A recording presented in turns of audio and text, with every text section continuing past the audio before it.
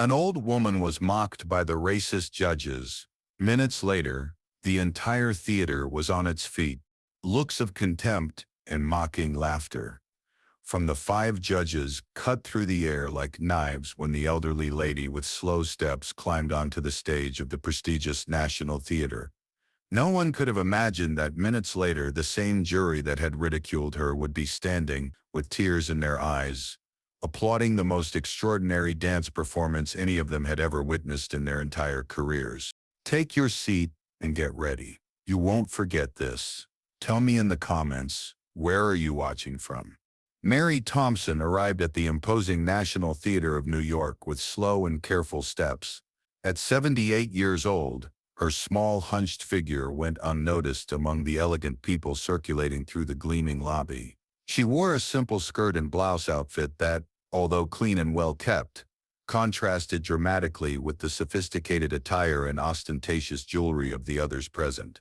The America in Motion contest was the most prestigious dance event in the country, bringing together exceptional talents from all corners of the United States. For the first time in its century-long history, the competition had opened a special category for dancers over 60 in an attempt to promote inclusion and diversity.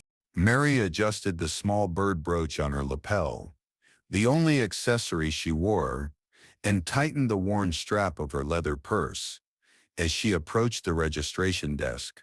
Her eyes, a deep blue that seemed to carry stories from other times, carefully observed every detail of this world that was so strange to her. "May I help you, ma'am?" asked the young receptionist with a smile that didn't reach her eyes, her tone making it clear that she doubted this elderly woman had any legitimate reason to be there. "Yes, dear. I'm here for the senior category auditions," Mary replied in a soft but firm voice, extending her carefully completed registration documents. The receptionist raised her eyebrows in poorly disguised surprise, her eyes scanning Mary's figure from top to bottom, clearly evaluating and judging.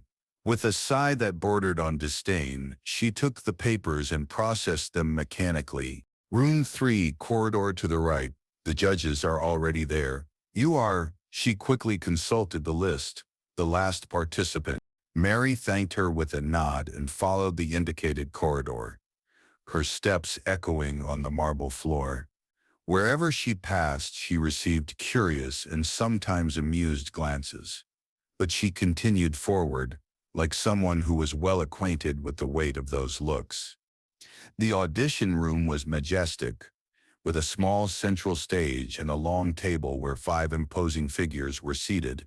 Mary recognized each of the judges: Richard Blackwood, renowned choreographer and director of the Metropolitan Theater; Elena Vasquez, former prima ballerina of the New York Ballet; Thomas Jenkins, Broadway musical producer; Sophia Williams, dance critic for the New York Times; and Marcus Reynolds, a dancer famous for his innovative choreographies.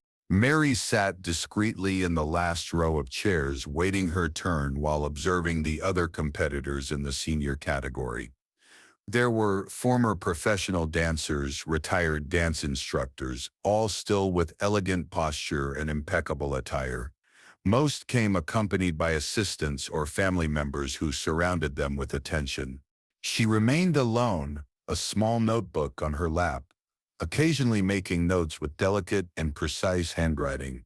"Next candidate, Mary Thompson," announced the production assistant after the performance of a gentleman who had executed an impressive tango. All eyes turned to Mary, who slowly stood up and walked to the center of the stage. A murmur of conversations and giggles began to spread throughout the room.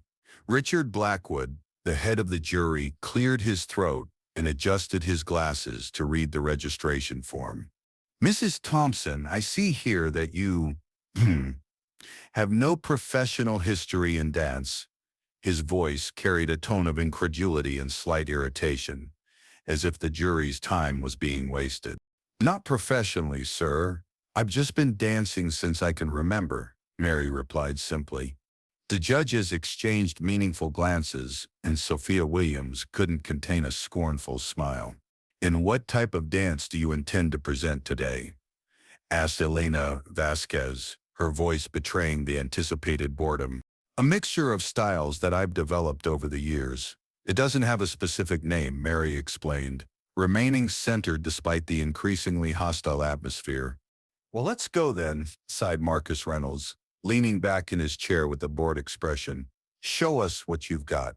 Mary positioned herself in the center of the stage and gestured to the sound technician, who shrugged and pressed play without much interest.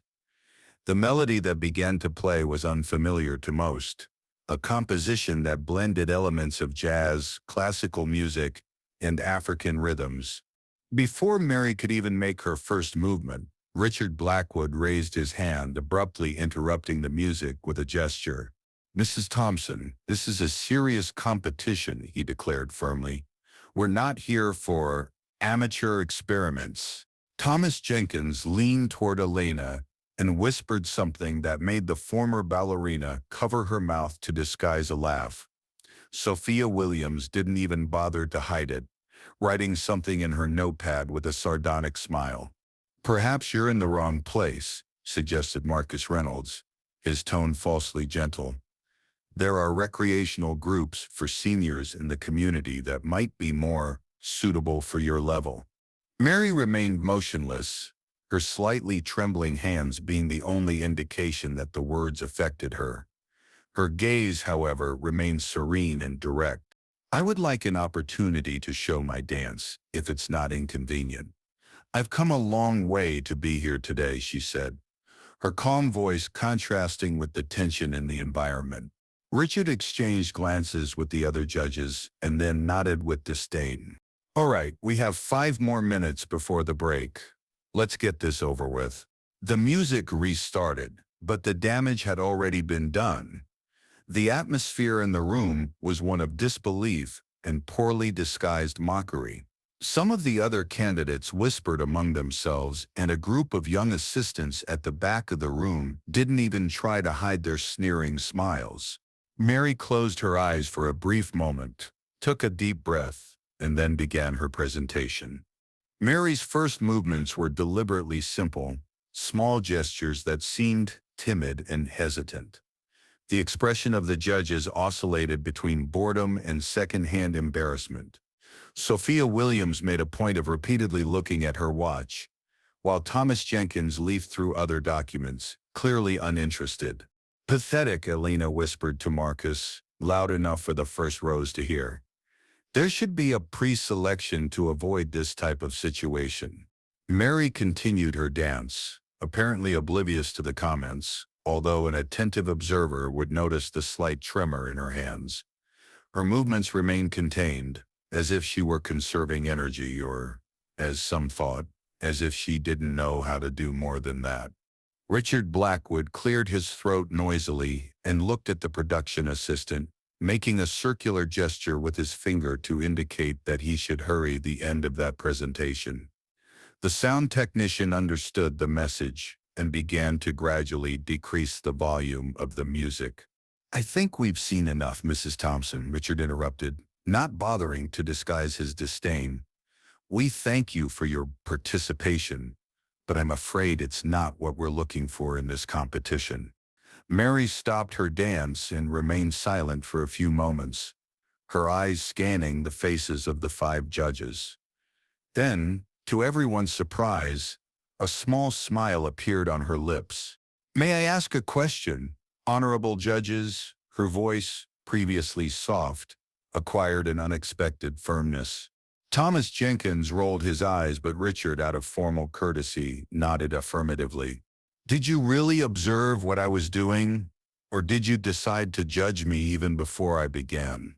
The question hung in the air like a silent accusation, causing momentary discomfort. It was Sophia Williams who broke the silence with a dry laugh. "Ma'am, this is a panel of experts with decades of experience. We recognize talent, or the lack of it, when we see it." "I understand," Mary replied simply. "In that case, I ask for one last chance. 3 minutes of your valuable time, and then I promise I won't bother you anymore." The judges looked at each other, clearly impatient, but Marcus Reynolds shrugged. Let's get this over with. 3 minutes, and then we'll end this session for the break. Mary thanked them with a nod and returned to the center of the stage. This time, however, something in her posture had changed. The hunched figure seemed to have gained a few inches, and the timid gaze gave way to an expression of intense concentration. May I request a different song? She asked the sound technician, who looked to the judges for approval. Whatever, Richard replied, checking his phone with evident disinterest. Mary approached the technician and whispered something in his ear. The young man seemed surprised but nodded and began searching in his equipment. Meanwhile, the mood in the room was one of growing impatience. Some of the other candidates were already gathering their belongings, assuming the session would soon end. Please don't leave your seats, said Mary, turning to the small audience with surprising authority. What I'm about to show might be worth watching. The statement, coming from that fragile figure who until then had seemed so submissive, generated reactions of surprise and even indignation. Elena Vasquez couldn't contain an exclamation of disbelief, and Sophia Williams let out a sarcastic laugh. Confidence is admirable, but completely misplaced, commented Thomas Jenkins out loud, provoking laughter in the audience. Mary didn't respond. Instead, she positioned herself in the center of the stage and gestured to the technician. The music that began to play was a rarely performed classical piece, a complex Tchaikovsky composition that few would immediately recognize. And then, to everyone's amazement, Mary began to move in a completely different way from before. Her first poses were classical, executed with surprising technical precision. Even the most skeptical judges were forced to pay attention when she executed a particularly difficult movement with the elegance of someone decades younger. But what? Murmured Elena, leaning forward in her chair, the surprise evident on her face. Mary's movements now flowed with a precision and grace that completely contradicted her fragile appearance and advanced age. Her hands, previously trembling, now traced perfect arcs in the air. Her feet, previously hesitant, now glided across the floor with the confidence of someone who knows every inch of the stage. Thomas Jenkins had set aside the documents he was leafing through and now watched attentively, his forehead furrowed in confusion. Sophia Williams had stopped writing, her pencil suspended in the air as her eyes followed each movement of the elderly woman. The music evolved to a more intense passage, and Mary began to incorporate elements that clearly didn't belong to classical ballet. Movements inspired by African tribal dances, contortions reminiscent of modern dance, and even steps that evoked contemporary hip-hop.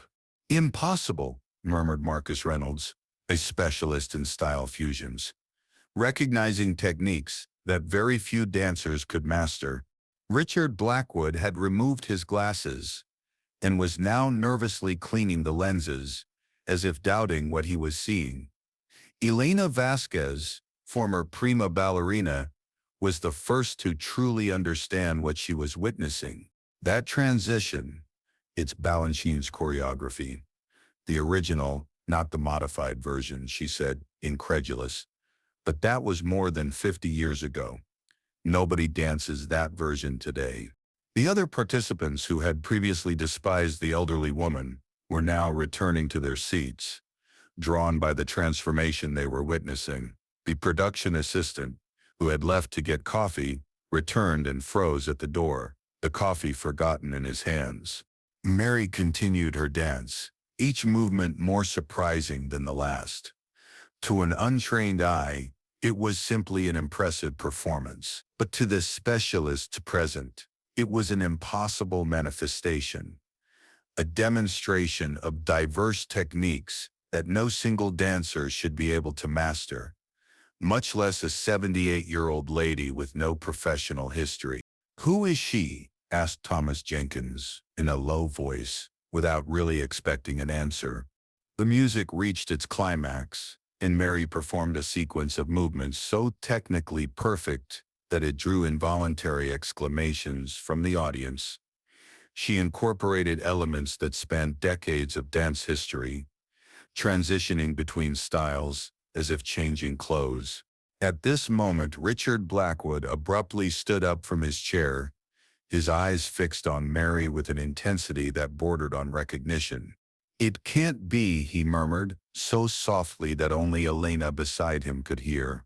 Mary executed a perfect pirouette, and then, to the absolute amazement of all, performed a leap that dancers a third of her age would have difficulty executing. Upon landing, her eyes met Richard's, and a brief smile crossed her face.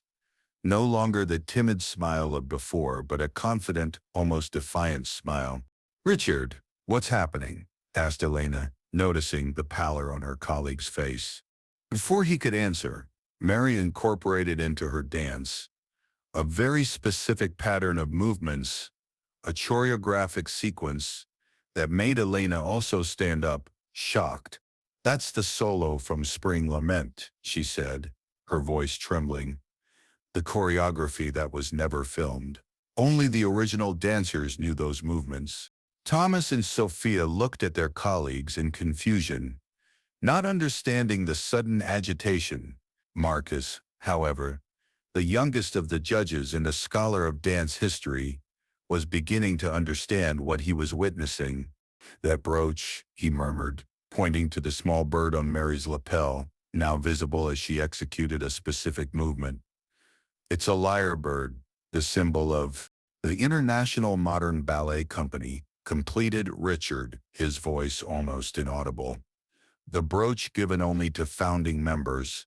The room, which before was filled with disdain and contained laughter, was now overtaken by an astonished silence. Mary continued her dance, now incorporating elements that only true connoisseurs would recognize: personal signatures of great choreographers, sequences of movements preserved only in the memory of those who lived the golden age of modern dance.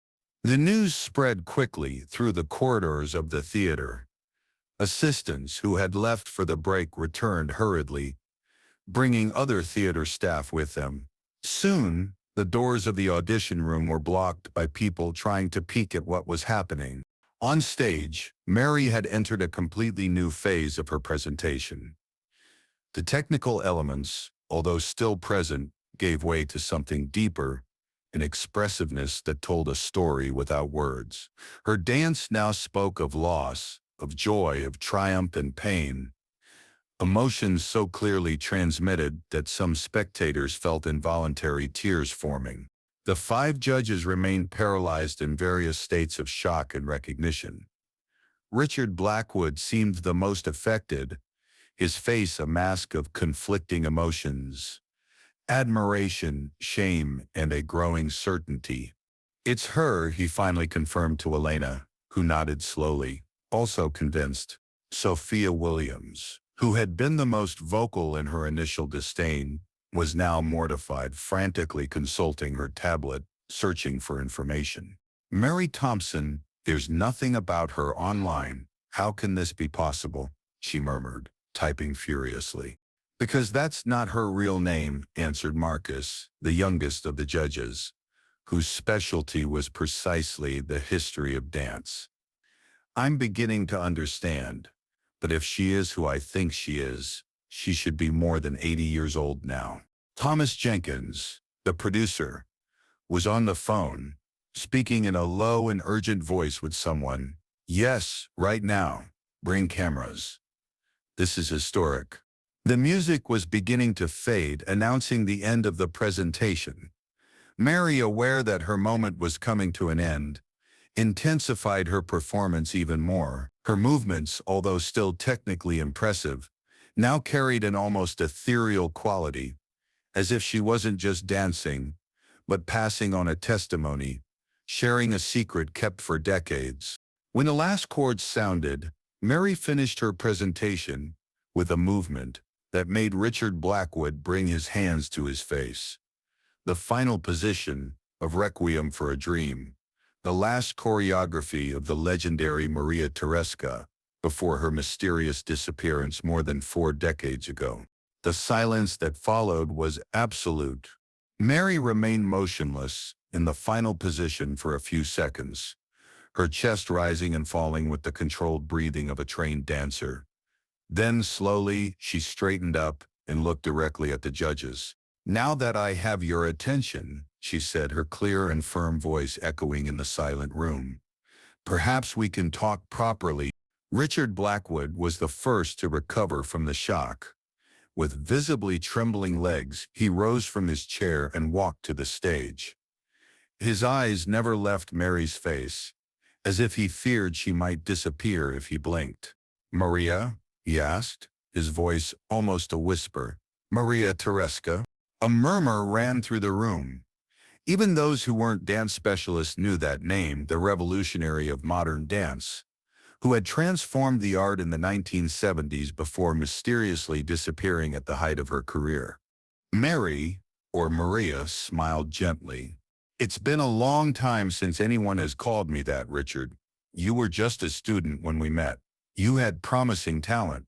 The other judges were now also approaching, in various states of shock and disbelief.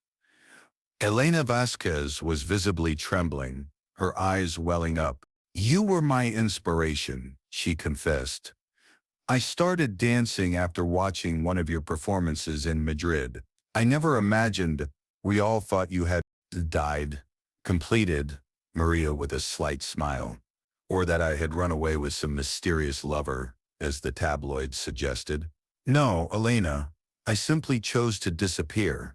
Thomas Jenkins, always the pragmatic producer, was already reorganizing the room, asking assistants to bring water and additional chairs, while urgently whispering into his phone. Sophia Williams, the critic who had been so disdainful, was pale and silent, her expression a mixture of shame and astonishment. "Why come back now?" asked Marcus Reynolds, the youngest of the judges, whose doctoral thesis had been on the impact of Maria Tereska on contemporary dance. "Why in this way?" Maria observed the young man with perceptive eyes. "Because you needed this lesson as much as I needed to dance once more." The technicians quickly reorganized the room, transforming the audition session to an impromptu press conference. Maria Tereska, now without the need to maintain her hunched posture, sat in a chair in the center of the stage, emanating the magnetic presence that had made her legendary decades ago. "I disappeared by choice," she explained to the now crowded room, where even theater staff squeezed into the sides to listen. Fame had become a prison, and art was getting lost amid the spectacles. Richard Blackwood, seated beside her like a devoted student, occasionally nodded, his eyes never leaving the face of his former mentor. "I changed my name, changed my appearance, and found a small town in the countryside where no one knew Maria Tereska. There I established a small dance school, teaching local children, away from the spotlight, and I discovered a freedom that I had lost." Elena, who had recovered part of her composure, asked the question that everyone wanted to ask. "But why come back now? Why submit yourself to an audition where you knew you would be, where we—" She couldn't complete it, the shame evident on her face. Maria smiled with gentleness. "Where I would be belittled, judged by appearance? That was exactly why I came." She looked around the room, her eyes meeting each face present. "In recent years I have observed the dance world from a distance. I've seen how it has become increasingly elitist, centered on technical perfection and youth, losing its essence as a form of universal expression. I've seen how wonderful dancers are discarded at the first sign of aging. I've seen how prejudice and hasty judgment have become the norm." Thomas Jenkins, the producer, had the decency to look ashamed, remembering his disdainful comments from hours ago. "I decided that, before departing definitively, I would leave one last lesson. And what more powerful lesson than this? All of you, renowned experts, couldn't see beyond appearances. Sophia Williams, the critic who had been particularly cruel, finally found her voice. So this was a test? A trap to publicly embarrass us? Maria slowly shook her head. No, Sophia. It was an opportunity for learning, and I must say that you failed spectacularly. The news of Maria Tereska's reappearance spread like wildfire. Within hours, the National Theater was surrounded by journalists, fans, and important figures from the dance world. What had begun as a simple audition session had transformed into the most significant cultural event of the decade. Inside the room, the atmosphere had completely transformed. The same judges who hours before exhibited disdain and impatience now listened to Maria with almost religious reverence. The other candidates, previously indifferent or condescending to the elderly woman, now competed for places in the front rows. True dance transcends technique, Maria explained, answering questions that came from all sides. It transcends age and appearance. It's about the soul expressing itself through the body, whatever the condition of that body. Marcus Reynolds, the young choreographer who had been the least offensive of the judges, gathered courage to ask a more personal question. Don't you feel anger for having been treated that way initially? Maria studied the young man with wise eyes before answering. Anger is a luxury I can't allow myself at this stage of life, Marcus. What I feel is sadness at seeing how little we've evolved in some areas. When I started dancing, I fought against prejudice of gender and origin. Today, decades later, I see that we've only changed the focus of our prejudices. Richard Blackwood, who had remained silent for some time, finally spoke. His voice choked with emotion. I apologize, Maria. I, more than anyone here, should have recognized, should have seen beyond the surface.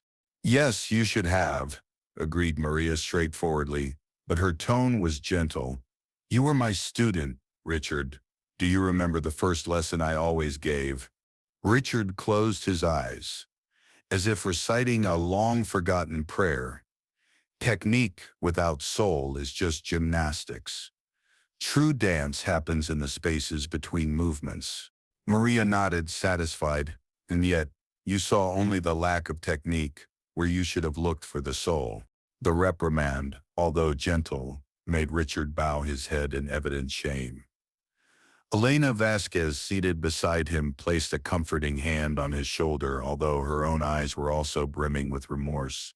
As the afternoon progressed, the improvised session evolved into something deeper. A master class in dance history, taught by a living legend. Maria spoke not just about technique, but about the philosophy behind the movements, about the cultural evolution that each dance style represented. Dance is humanity's oldest language, she explained. Before words, we communicated through movement. That's why dance has the power to transcend barriers of age, of culture, of prejudice. Thomas Jenkins, always alert to opportunities, was clearly formulating plans. Maria, Miss Tereska, would it be possible to convince you to consider a series of lectures, or perhaps a documentary about your life and work? Maria looked at him with an expression that mixed amusement and skepticism.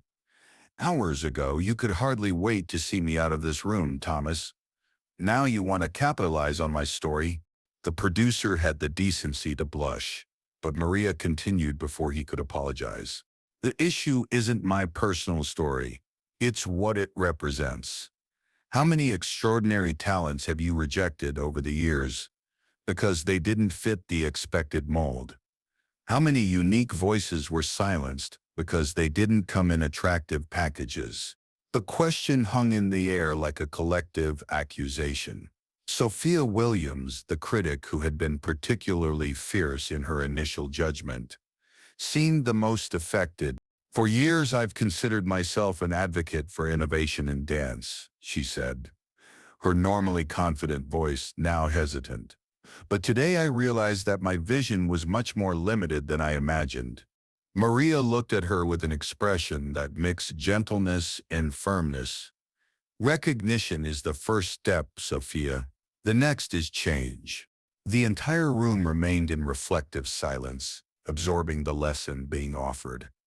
It wasn't just about dance, it was about prejudice, about hasty judgments, about the arrogance that often accompanies expertise. I would like to see you dance again, Elena Vasquez suddenly said, breaking the silence that had settled. Properly this time, without interruptions, without prejudices. Murmurs of agreement ran through the room. The desire to properly witness Maria Tereska's art was unanimous. Richard immediately stood up.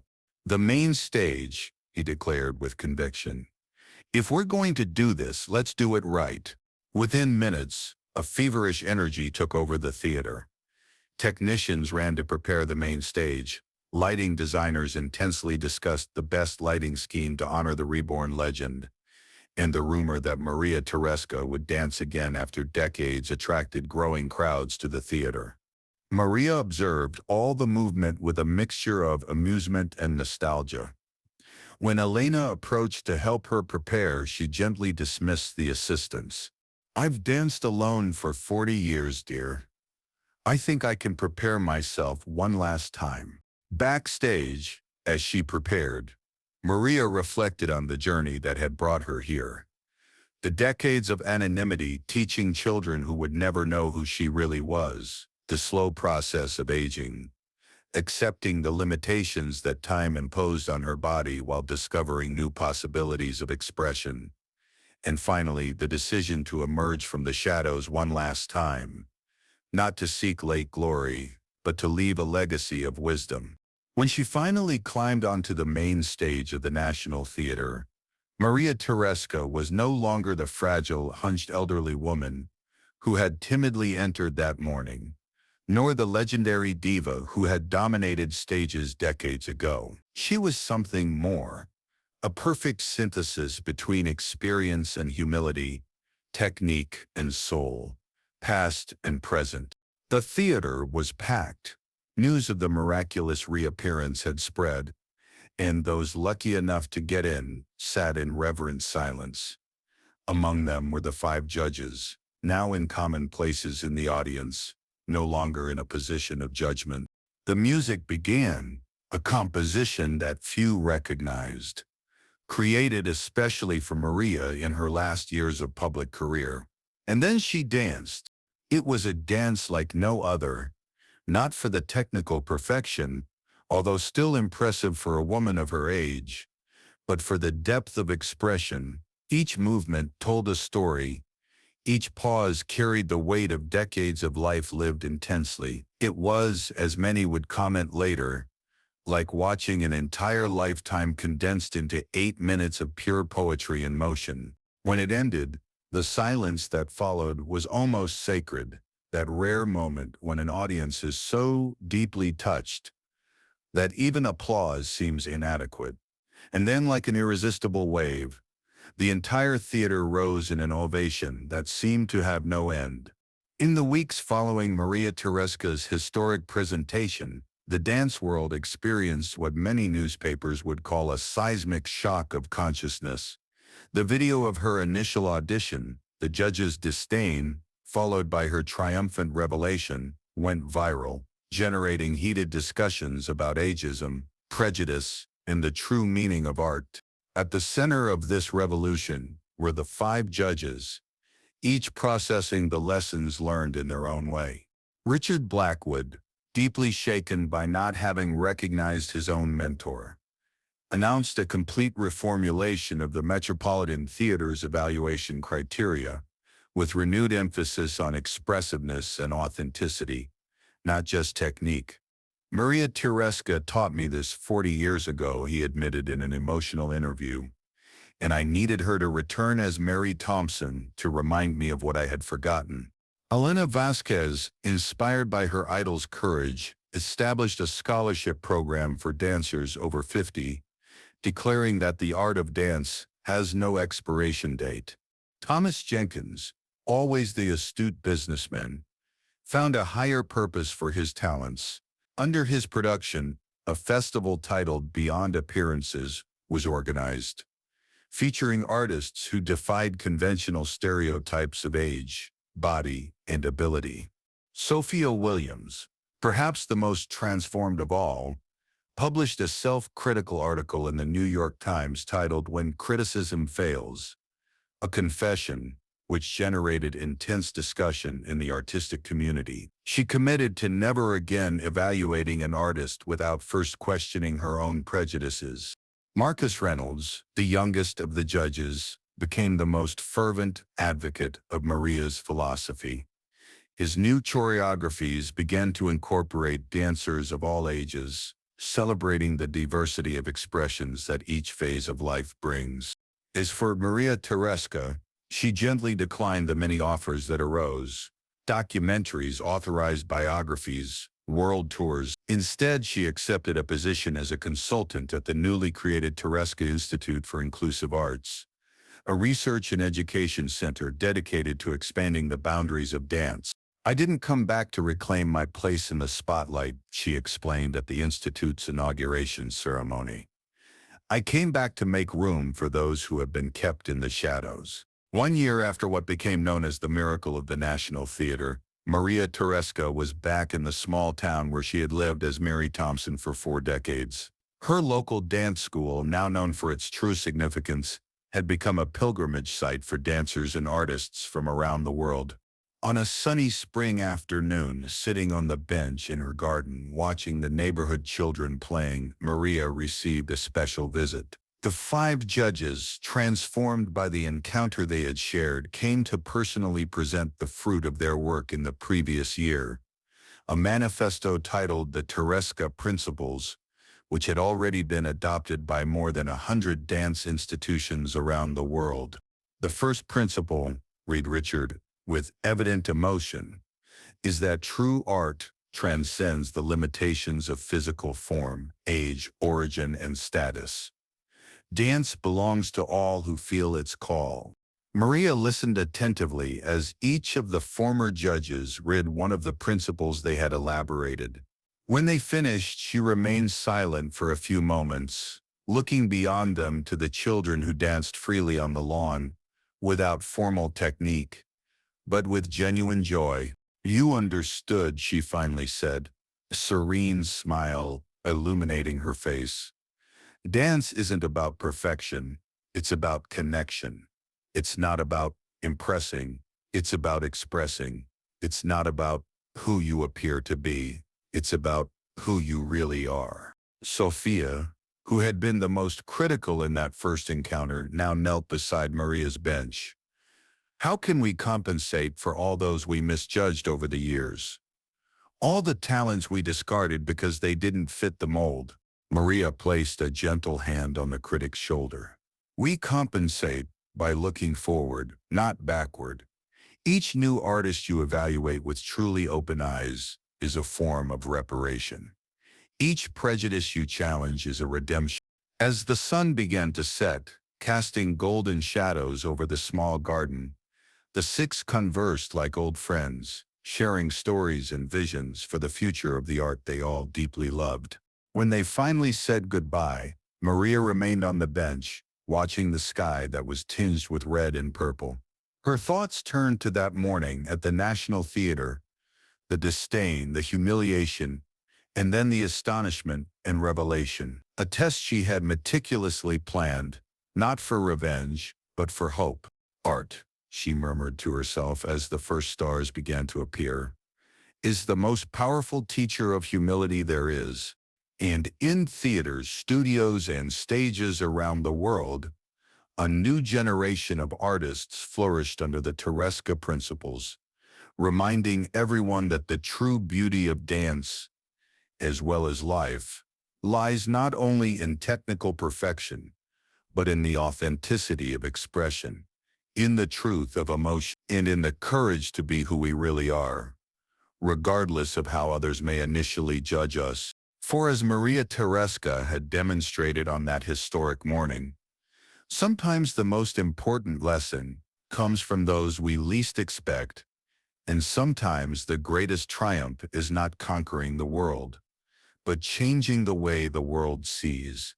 If you've come this far and this story has touched your heart, I invite you to keep this faith alive with us by subscribing to the channel and activating the notification bell so you don't miss any stories that touch the soul.